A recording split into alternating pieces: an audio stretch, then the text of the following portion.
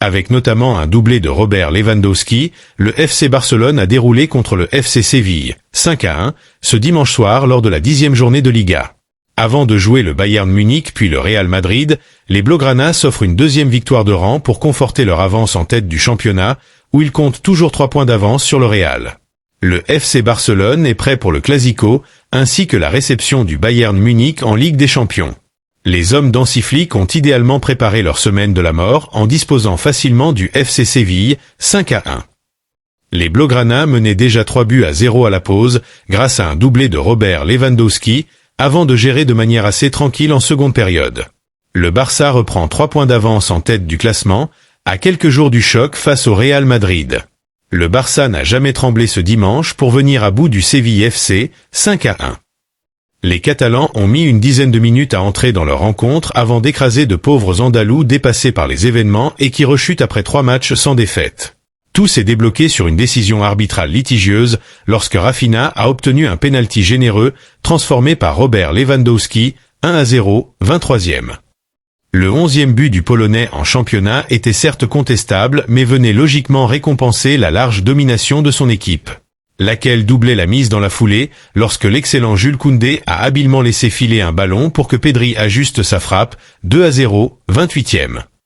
Lewandowski aurait pu saler la note sur un face-à-face, 35e, mais il a préféré accroître son avance au classement du Pichichi en déviant une frappe de Rafinha, 3-0, 39e. Gavi est revenu, 1 an après. Écoutons-le après le match.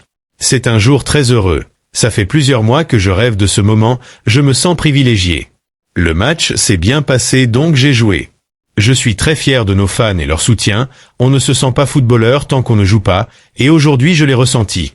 Non, je ne m'attendais pas au brassard de capitaine, je remercie Pedri pour son geste.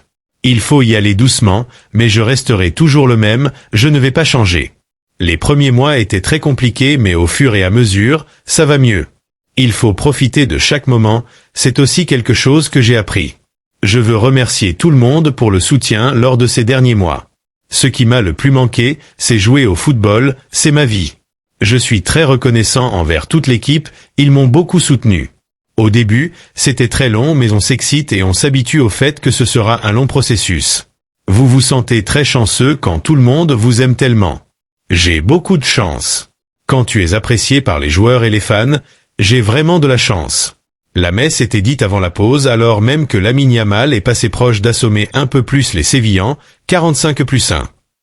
Il a finalement fallu attendre la 82e minute, lorsqu'Hansi Flick avait ouvert en grand son banc, pour que Pablo Torre punisse une nouvelle fois la passivité de l'adversaire, et entre autres, de Loïc Badé sur une passe décisive de Koundé, 4-0, 82e.